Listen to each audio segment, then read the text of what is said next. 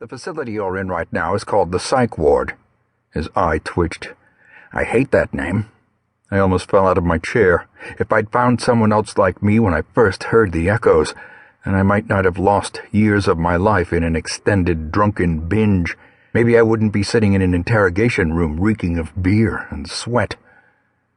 A few sounds sputtered out of my mouth, but they didn't form a coherent sentence. That was a shame, because I really wanted to throw in a couple of digs about the psych ward. What moron had come up with that? Smith said, "Unfortunately, none of the other telepaths are stateside right now, so you can't meet them." He looked at the files again. "You fell off the grid for the better part of 5 years after your discharge. Debit receipts show that you've been drinking. A lot. That's typical for those with your talents." I sat there, thunderstruck. "It is fascinating, though, that you developed telepathy from a brain injury. You're the first case of that we've heard of." "Really?" I finally managed to squeak out. "A few were born with it. Others developed it during puberty. You're the only person who's gained the ability during adulthood. That would explain your difficulty adjusting." I held a hand up. "How about we start from the top? Why in the hell did you abduct me? Am I a prisoner now? Why?" "You're not a prisoner, at least not in the traditional sense." "So I can go, then?" "No." I grunted. Fucking government. This guy could run for office with his way of twisting words and logic around to fit his needs. Smith continued, "You were brought here because we need your help. Not only that, but we're afraid that you're the only person who can help us, as cliché as that sounds.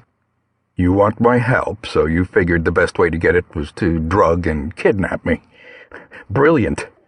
You've never heard of asking? Maybe shoot me an email?" "We couldn't risk leaving you in the open. Your life was quite possibly in danger the longer you remained on the streets." "What? Why?" Smith, or whatever the hell his name was, kept feeding me riddles. I'd been around enough classified briefings to know when someone was dancing around, trying to give as little information as possible. Scarface here was doing a hell of a jig. Instead of answering my questions, Smith shifted gears again. "You've been attending boxing and martial arts classes for the past 6 months or so. How much of an effect has that had on your ability to control your mind? Stop avoiding my questions. Mr. Benson, I need you to be open and honest with me. This is a two-way street. If you want information from me, then you need to give some back." Smith cracked his knuckles. They were gnarled and lined with scars. He'd spent his share of time hitting bags in the gym. "I will answer as much as I can, but first I need to get an understanding of where you are in regards to your telepathy. If we're to move forward, then I must know how developed you are." Again, he spoke in a code that I could only partially decipher. I decided to ride it out a little longer and see where the road took me. He already assumed that I would help him, even though I didn't even know what we were talking about. He had me curious. The boxing helps me with learning to control it. The footwork, and technique, and timing taught me to mute certain voices while letting others through. It's more of an offensive feel, if that makes sense. It's the best I can explain it. Smith nodded. "Continue."